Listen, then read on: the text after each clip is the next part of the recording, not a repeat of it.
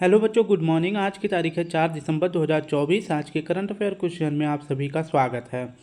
बच्चों, आज हम सिर्फ 10 क्वेश्चन ही करने वाले हैं, वो भी पूरी व्याख्या के साथ करेंगे क्योंकि थोड़ा सा काम हो जाने की वजह से हमें बाहर जाना पड़ेगा। इसलिए सिर्फ हम 10 क्वेश्चन करेंगे, वो भी पूरी व्याख्या के साथ करेंगे। तो आप सभी हमारे साथ सिर्फ 15 मिनट तक बने रहेंगे। इसके अंदर ही यह क्लास हम समाप्त कर देंगे। अगर वीडियो में कोई प्रॉब्लम हो तो हमको ज़रूर बताएं। वीडियो अच्छी लगे तो लाइक शेयर कमेंट ज़रूर करें। पहला प्रश्न देखते हैं। पहला प्रश्न हमारा है, हाल ही में पवन काम्पेली ने किस देश में आयोजित पहले एशियन ई स्पोर्ट्स गेम्स 2024 में देश के लिए पहला कांस्य पदक जीता है? तो इसका सही जवाब हो जाएगा, इसका आयोजन कहाँ हो रहा है? थाईलैंड में हुआ है। इसकी अगर व्याख्या देखें तो first Asian e sports game, इसका आयोजन पहली बार किया गया है। इसको और पूछे इसका आयोजन कहाँ किया गया है, तो बैंकॉक में किया गया है, जो कि थाईलैंड की राजधानी है। और वहीं पूछे कि first Asian e sports games में भारत का पहला पदक कौन सा जीता गया है, तो ब्रोंज मेडल जीता गया है। किसने जीता है, तो यह पवन काम्पेली जी ने जीता है। ठीक है, इनका खेल कौन सा है, तो इन्होंने ई फुटबॉल में देश का पहला कांस्य पदक जीत लिया है। देश के लिए पहला कांस्य पदक जीता है। किस खेल में, तो पहला आसियान ई स्पोर्ट्स गेम में जीता है। ठीक है, इन्हें जो है मिस्टर टॉम बॉय भी कहते हैं। और इन्होंने किसको हराया है, तो इन्होंने आसगार्ड को हरा दिया है, जो कि इंडोनेशिया के खिलाड़ी हैं। ठीक है, तो ये हमारा पहला प्रश्न हो जाता है। अगर बात करते हैं कि थाईलैंड की मुद्रा का क्या नाम है, तो थाईलैंड की मुद्रा का नाम है बाहट, और इसकी राजधानी मैंने बता दिया बैंकॉक है। भारत और थाईलैंड के बीच में ये दोनों अभ्यास होते हैं।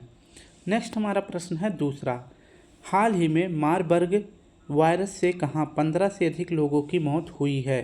तो यह एक बहुत ही खतरनाक बीमारी है, जो कि वायरस के द्वारा यह तेज़ी से फैलता है। अभी हाल ही में कहाँ पे 15 से अधिक लोगों की मौत हो गई है, तो इसका सही जवाब हो जाएगा रवांडा में। ऑप्शन बी हमारा सही हो जाएगा। इसकी अगर व्याख्या देखें तो मारबर्ग वायरस, इसे जो है ब्लीडिंग आई वायरस भी कहते हैं। यानी कि यह वायरस के कारण, इस वायरस से अगर यह बीमारी हो जाती है तो आंखों से है जो है ब्लड निकलने लगता है, या फिर जो आंख के चारों तरफ सफ़ेद होता है वहाँ पे जो है खून के धब्बे जो है जम जाते हैं। तो इससे जो है आंख से खून निकलता है, और यह अत्यधिक संक्रामक बीमारी है, यानी कि यह बहुत तेज़ी के साथ फैलता भी है। और इसका संबंध अगर पूछे कि इस वायरस का संबंध किससे है, तो फिलो वायरस परिवार से यह वायरस संबंधित है। इसका पहला केस अगर पूछे कहाँ देखा गया था, तो इसका पहला केस देखा गया था मारबर्ग शहर, जो कि जर्मनी में है। तो इसी के शहर के नाम पर इस वायरस का नाम रख दिया गया है मारबर्ग वायरस। अभी जो है मारबर्ग वायरस से 15 लोगों की मौत हुई है। कहाँ पर, रवांडा देश में हुआ है। रवांडा अगर पूछे किस महाद्वीप का देश है, तो यह अफ्रीका महाद्वीप का देश है। ठीक है, नेक्स्ट अगर बात करते हैं कि रवांडा की राजधानी का क्या नाम है, तो रवांडा की राजधानी का नाम है किगाली। और यह जो वायरस है अभी भारत तक, यानी कि एशिया महाद्वीप में नहीं आया है। इसी तरह से एक और वायरस है जिसका नाम है इबोला वायरस। इसमें जो है आंतरिक ब्लीडिंग होता है। ठीक है, तो आंतरिक ब्लीडिंग अगर पूछे किस वायरस से होता है, तो इबोला वायरस से होता है। नेक्स्ट बात करते हैं तीसरा प्रश्न, हाल ही में चर्चा में रहा देश का पहला वर्टिकल रेल ब्रिज पंबन 2.0 कहाँ स्थित है? तो वर्टिकल का मतलब होता है, मान लीजिए कि ये एक ब्रिज है। ठीक है, तो ये पूरे समुद्र के ऊपर मान लीजिए कि यह फैला है। ठीक है, तो यह ऐसे मान लीजिए फैला है, और यहाँ से कोई एक जहाज़ आती है, पानी वाली जहाज़ आती है, तो इस ब्रिज को जो है ऊपर उठा दिया जाएगा, यानी कि ओपन कर दिया जाएगा दोनों साइड से। आधा इधर ओपन हो जाएगा और आधा इधर ओपन हो जाएगा। तो इसके नीचे से जो है, नीचे से ये पानी वाली जहाज़ पार हो जाएगी। इसी को कहते हैं वर्टिकल रेल, ठीक है, ब्रिज कहते हैं। तो अभी हाल ही में पंबन 2.0 कहाँ स्थित है, तो यह स्थित है तमिलनाडु में। ऑप्शन डी हमारा सही हो जाएगा।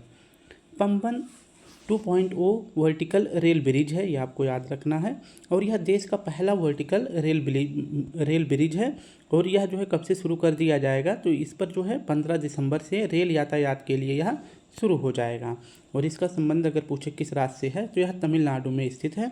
और यह पंबन अगर पूछे किन दो स्थानों को जोड़ता है, तो पंबन और रामेश्वरम को जोड़ता है। इन दोनों के बीच जो है 2.1 किलोमीटर की दूरी है, तो इधर पंबन हो जाएगा और इसी पानी के ऊपर 2.1 किलोमीटर का यह वर्टिकल रेल ब्रिज बनाया गया है।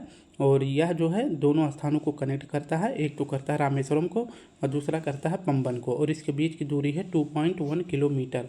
और इस पर जो है ट्रेन कितनी स्पीड से चलेगी, तो 80 किलोमीटर पर आवर की स्पीड से इस पर ट्रेन चलेगी। तो यह पंबन 2.0 है जो कि तमिलनाडु से संबंधित है।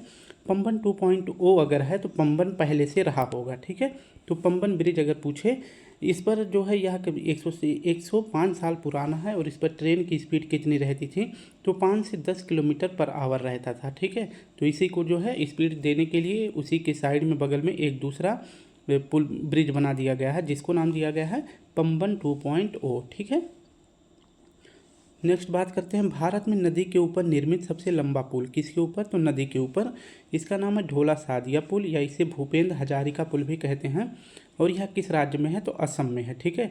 और इसकी टोटल लंबाई अगर पूछे कितनी है, तो 9.15 किलोमीटर है। नेक्स्ट बात करते हैं, समुद्र के ऊपर अगर पूछे कि सबसे बड़ा पुल कौन सा है, तो अटल सेतु है। और यह किसको कनेक्ट करता है, तो मुंबई को नवी मुंबई से कनेक्ट करता है। किसको, मुंबई को नवी मुंबई से कनेक्ट करता है। और इसकी टोटल लंबाई कितनी है, तो 21.8 किलोमीटर है। चौथा प्रश्न हमारा है, हाल ही में अंतर्राष्ट्रीय दिव्यांग दिवस 2024 कब मनाया गया है, तो यह मनाया गया है 3 दिसंबर को। दिव्यांग दिवस अगर पूछे, विश्व दिव्यांग दिवस 3 दिसंबर को मनाया गया है। और इसकी घोषणा कब करी गई थी, तो 1992 में इसकी घोषणा करी गई थी यूएनओ के द्वारा, ठीक है। तो यूएनओ के द्वारा विश्व दिव्यांग दिवस मनाने की घोषणा 3 दिसंबर को करी गई थी 1992 में। और इसी के और दिव्यांग भाइयों के लिए जो है भारत सरकार ने एक योजना शुरू करा था जिसका नाम है सुगम्य भारत अभियान योजना, ठीक है। और इस बार इसकी थीम रखी गई है समावेशी और टिकाऊ विकास में दिव्यांग व्यक्तियों का योगदान। तो ये आपको याद हो गया होगा। नेक्स्ट याद कर लेंगे कि 2 दिसंबर को कौन सा दिवस मनाया जाता है, तो राष्ट्रीय प्रदूषण नियंत्रण दिवस 2 दिसंबर को मनाया जाता है। 1 दिसंबर को विश्व एड्स दिवस मनाया जाता है। 3 दिसंबर को आज ही की तारीख मतलब कल की तारीख में क्या हुआ था, तो 1971 में भारत और पाकिस्तान के बीच युद्ध हुआ था, ठीक है। क्या हुआ था, तो युद्ध हुआ था। और 4 दिसंबर 1971 को ही भारतीय नौसेना ने पाकिस्तान का जो कराची एयरपोर्ट था इसको तबाह कर दिया था। किस ऑपरेशन के तहत, तो ऑपरेशन त्रिशूल शुरू करके ऑपरेशन त्रिशूल चलाया था भारतीय नौसेना ने। किसके खिलाफ, पाकिस्तान के खिलाफ चलाया था और कराची बंदरगाह को तबाह कर दिया था। नेक्स्ट अगर बात करें कि 16 दिसंबर 1971 को पाकिस्तान ने भारतीय सेना के सामने भारत सरकार के सामने आत्मसमर्पण कर दिया था। और 16 दिसंबर 1971 को पाकिस्तान से अलग करके एक पूर्वी देश बनाया गया था जिसको कहते हैं बांग्लादेश, ठीक है। तो ये बांग्लादेश यहाँ पे था, मतलब ये इससे पहले पूर्वी पाकिस्तान कहते थे 1971 से पहले, और ये पश्चिमी पाकिस्तान हुआ करता था। लेकिन 16 दिसंबर 1971 में पाकिस्तान के समर्पण के बाद यह पाकिस्तान बन गया और यह एक स्वतंत्र देश बन गया जिसका नाम रख दिया गया बांग्लादेश। नेक्स्ट हमारा प्रश्न है 5वां, हाल ही में भारत की पहली ऊबर शिकारा सेवा कहाँ प्रारंभ हुई है। ऊबर का मतलब क्या होता है, ओला ऊबर, ठीक है। तो बुक करने के लिए जैसे टैक्सी वगैरह बुक करा जाता है उसी प्रकार से अब शिकारा को बुक करा जाएगा। शिकारा क्या है, एक नाव है। और यह कहाँ पर यह सेवा शुरू करी गई है, किस झील में, तो यह डल झील में शुरू की गई है जो कि जम्मू कश्मीर में है। ऊबर शिकारा सेवा कहाँ शुरू किया गया है, तो ऊबर एक प्रकार का कह सकते हैं जो एक कंपनी है और वह जो है अब पानियों में भी अपने नाव के लिए शिकारा के लिए यह जो है ट्रांसपोर्ट शुरू करके रखा है कि अगर आप जम्मू कश्मीर में जाते हैं और डल झील में तैरना चाहते हैं या फिर कुछ आनंद लेना चाहते हैं तो आप सभी जो है ऊबर पे अपना बुक कर सकते हैं टिकट, और आपके लिए एक शिकारा आएगा जो कि एक नाव है, आप इस पर बैठकर पूरे पानी में जो है वहाँ पे आनंद ले सकते हैं, ठीक है। तो यह सेवा कहाँ शुरू किया गया है, किस झील के लिए, तो डल झील के लिए शुरू किया गया है जो कि श्रीनगर में है यानी जम्मू कश्मीर में है। और यह ऊबर शिकारा सेवा शुरू करने वाला एशिया की पहली जल परिवहन सेवा है जो कि पूरे एशिया में पहली बार यह शुरू हुआ है। अब वहीं पूछे कि पूरे विश्व में पहली बार यह कहाँ शुरू हुआ था इस प्रकार की सेवा, तो वेनिस शहर में शुरू हुआ था जो कि इटली का यह शहर है, ठीक है। अब देख लेते हैं ऑप्शन में जो दिया गया था ये बाकी के ऑप्शन, जैसे जयसमंद झील अगर पूछे कहाँ है तो राजस्थान में है। चिल्का झील यह भारत की सबसे बड़ी खारे पानी की झील है, कहाँ है, उड़ीसा में है। लोकटक झील अगर पूछे कहाँ है तो यह मणिपुर में है। और इसी पे जो है केबुल लामजाओ नेशनल पार्क स्थित है, ठीक है, जो कि विश्व का पहला तैरता हुआ राष्ट्रीय उद्यान है। विश्व समुद्री सम्मेलन 2024 कहाँ प्रारंभ होगा? तो विश्व समुद्री सम्मेलन 2024 प्रारंभ होगा तमिलनाडु में। तमिलनाडु के अगर पूछे किस शहर में, तो चेन्नई में प्रारंभ होगा, ठीक है। कहाँ पर? चेन्नई में। तो अगर इसकी व्याख्या देखें, विश्व समुद्री सम्मेलन 2024 इसका आयोजन अगर पूछे कहाँ किया गया है, तो चेन्नई तमिलनाडु में किया गया है। यह हर तीसरे साल आयोजित किया जाता है, यानी यह त्रिवार्षिक सम्मेलन है। और भारत में यह इस बार जो है 15 वर्ष पहले इसका आयोजन किया गया था, और फिर यह जो है 2024 में किया गया है। कहाँ पर? चेन्नई तमिलनाडु में किया गया है। इसका आयोजन 4 दिसंबर से 6 दिसंबर तक किया जाएगा। ग्लोबल फिनटेक समिट 2024 का आयोजन कहाँ किया गया था? मुंबई में किया गया था। और यहीं पर IOC यानी इंटरनेशनल ओलंपिक कमेटी की जो बैठक हुई थी 44वें नंबर की, कहाँ हुई थी? तो यह हुआ था 144वें नंबर का था, आई थिंक, मुझे थोड़ा सा कंफर्म करेंगे आप, या तो 44वें नंबर का था या 144वें नंबर का था। ये कहाँ पर हुआ था? मुंबई में हुआ था। ग्लोबल आर्टिफिशियल इंटेलिजेंस समिट कहाँ पर आयोजित हुई है? तो यह हैदराबाद में हुआ है, ठीक है। नेक्स्ट हमारा प्रश्न है, हाल ही में यूनेस्को ने किसे शीर्ष विरासत गंतव्य स्थल घोषित किया है? तो यूनेस्को ने किसे शीर्ष विरासत गंतव्य स्थल घोषित किया है? किस राज्य को? तो यह पश्चिम बंगाल को घोषित किया है। यूनेस्को की स्थापना होती है 1945 में। इसका मुख्यालय पेरिस, फ्रांस में है। और इसके वर्तमान अध्यक्ष कौन हैं? तो आंद्रे अजोले इसके वर्तमान अध्यक्ष हैं। यूनेस्को के द्वारा अभी शीर्ष विरासत स्थल गंतव्य स्थल किसे घोषित किया गया है? पश्चिम बंगाल को किया गया है। पश्चिम बंगाल में गंगा सागर द्वीप है, सुंदरवन राष्ट्रीय उद्यान है, और दार्जिलिंग की चाय भी यहीं है, ठीक है। और पहली बार जो है अगर पूछे GI टैग किसे दिया गया था, तो दार्जिलिंग की चाय को दिया गया था। और कब दिया गया था? तो 2004 में दिया गया था। GI एक्ट अगर पूछे कब आया था, तो 1999 में GI एक्ट आया था। लागू कब हुआ था? तो 2003 से यह प्रभावी हुआ था, लेकिन पहली बार दिया गया था 2004 में।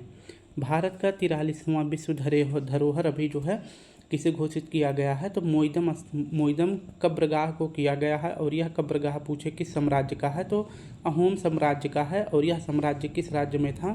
तो यह असम में था, ठीक है। और पूछे कि जो 43वां विश्व धरोहर घोषित किया गया है, तो यूनेस्को की जो बैठक हुई थी किस क्रम की? 46वें क्रम की बैठक हुई थी। ये कहाँ पर हुआ था?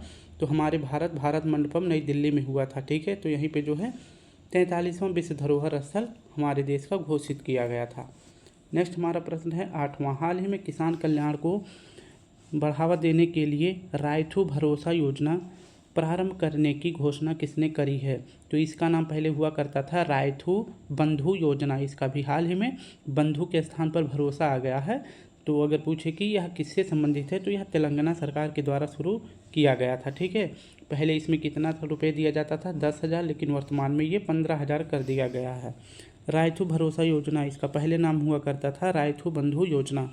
और यह जो है योजना किस सरकार के द्वारा शुरू किया गया था? तो तेलंगाना सरकार के द्वारा शुरू किया गया था। और यहाँ के CM अगर पूछे कौन है, तो तेलंगाना के CM है रेवंत रेड्डी जी, ठीक है। और यह योजना क्यों शुरू किया गया था? इसका उद्देश्य था किसानों की सहायता करना। जैसे प्राकृतिक आपदा के समय बाढ़ वगैरह आ गई या फिर सूखा पड़ गया, तो किसानों की जो फसल खराब हो जाती थी, या फिर किसी कारण बस अगर उनको जो है मुनाफा नहीं होता था, उनकी फसलें बर्बाद हो जाती थी, तो इस योजना के तहत अगर रजिस्ट्री करा के रखे हैं, तो हर साल जो है किसानों को 10,000 रुपये की सब्सिडी दी जाती थी। लेकिन रायथू बंधु योजना के तहत, लेकिन जब इसका नाम परिवर्तित कर दिया गया, तो अब किसानों को जो है 10,000 के बदले 15,000 हर साल दिया जाएगा, ठीक है। नेक्स्ट बात करें, दीपम 2.0 योजना किस सरकार ने शुरू करी थी? तो यह आंध्र प्रदेश सरकार ने शुरू करा था। और यहाँ के CM अगर पूछे कौन है, तो चंद्रबाबू नायडू जी हैं। कौन है? चंद्रबाबू नायडू जी हैं। डिप्टी CM कौन है? तो पवन कल्याण जी डिप्टी CM हैं। और दीपम 2.0 योजना किसके लिए शुरू किया गया था? तो हर साल जो है 3 गैस सिलेंडर फ्री दिया जाएगा, ठीक है।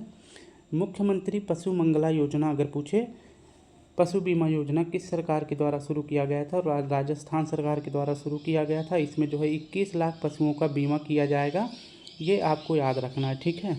नेक्स्ट अगर बात कर लेते हैं 9वां प्रश्न, हाल ही में रातापानी किस राज्य का 8वां बाघ अभ्यारण्य घोषित किया गया है। अभ्यारण्य आप देख सकते हैं कि इस प्रकार से लिखा जाता है, बहुत से लोग ऐसे लिख देते हैं अभ्यारण्य, ठीक है, तो ये बिल्कुल गलत हो जाता है, ये भा जो है इसमें पूरा होता है, ठीक है। तो 8वां बाघ अभ्यारण्य किसे घोषित किया गया है? रातापानी को किया गया है। और यह किस राज्य का है? तो यह है मध्य प्रदेश का। रातापानी बाघ अभ्यारण्य यह मध्य प्रदेश का है। और यह किस क्रम का बनाया गया है? तो मध्य प्रदेश का यह 8वें क्रम का बनाया गया है। और किस जिले में है? तो रायसेन जिले में है। मध्य प्रदेश के 8 जो है बाघ अभ्यारण्य देख लेते हैं। एक तो कान्हा, पन्ना, सतपुड़ा, संजय धुबरी, वीरांगना दुर्गावती, बांधवगढ़, पेंच, ये 8 हो जाते हैं, ठीक है, 7 हो जाते हैं। 8वां भी जो है किसे? तो रातापानी को घोषित किया गया है। वहीं पूछे कि जो ये मध्य प्रदेश में सबसे ज़्यादा, अगर पूछे कि पूरे भारत में बाघ सबसे ज़्यादा, तेंदुआ सबसे ज़्यादा और चीता सबसे ज़्यादा किस राज्य में पाए जाते हैं? तो ये तीनों सबसे ज़्यादा पाए जाते हैं मध्य प्रदेश में, ठीक है। नेक्स्ट अगर बात करते हैं, हमारा प्रश्न है आखिरी आज का 10वां। हाल ही में FIPI oil and gas award में किसे हाइड्रोजन को बढ़ावा देने वाली कंपनी ऑफ द ईयर का पुरस्कार दिया गया है? तो हाइड्रोजन को बढ़ावा देने के मामले में अगर पूछे कि किसे कंपनी ऑफ द ईयर का अवार्ड दिया गया है, तो यह दिया गया है गेल को, GAIL। इसका फुल फॉर्म क्या होता है? तो इसका फुल फॉर्म होता है gas authority of India limited, इसका फुल फॉर्म होता है। और इसे अभी हाल ही में हाइड्रोजन को बढ़ावा देने वाली कंपनी ऑफ द ईयर का पुरस्कार दिया गया है। और यह अवार्ड अगर पूछे किसने प्रदान किया है, तो हरदीप पुरी जी ने प्रदान किया है, जो कि वर्तमान में पेट्रोलियम मंत्री हैं, ठीक है। और यह योजना हाइड्रोजन को बढ़ावा देने के लिए गेल कंपनी के द्वारा एक योजना शुरू किया गया है, विजयपुर परियोजना। और यह कहाँ शुरू किया गया है? मध्य प्रदेश में। और इसके तहत जो है, इस योजना के तहत विजयपुर परियोजना में 99.99% जो है शुद्ध हाइड्रोजन का उत्पादन हो रहा है। इसलिए जो है कंपनी ऑफ द ईयर जो हाइड्रोजन का अवार्ड दिया गया है, यह गेल कंपनी को दिया गया है, ठीक है। भारत का अगर पूछे नवीनतम महारत्न कंपनी कौन सा है, तो यह HAL यानी हिंदुस्तान एरोनॉटिकल लिमिटेड है। और यह किस क्रम की महानतम महारत्न कंपनी है भारत की? तो नवीनतम यानी कि 14वें नंबर की कंपनी है HAL। भारत का पहला तेल कुआं कहाँ खोजा गया था? तो यह डिगबोई में खोजा गया था। यह स्थान अगर पूछे कहाँ है, तो यह असम का स्थान है। ओपेक का मुख्यालय अगर पूछे कहाँ है, तो यह है वियना में। वियना किसकी राजधानी है? तो ऑस्ट्रिया की राजधानी है। किसकी? ऑस्ट्रिया की राजधानी है, ये आपको याद रखना है, ठीक है। तो स्टूडेंट, इस प्रकार से हमने अपने सभी करंट अफेयर क्वेश्चन को सॉल्व कर लिया है। थोड़ी सी तबीयत अच्छी नहीं है, इसलिए हमको बाहर जाना पड़ेगा। तो आप सभी से रिक्वेस्ट है, अगर वीडियो अच्छी लगे तो प्लीज़ लाइक शेयर कमेंट जरूर करें। अपना ध्यान रखें, माता पिता की सेवा करें। कल फिर मिलते हैं, तब तक के लिए आप सभी को प्यारा सा जय हिंद, जय भारत।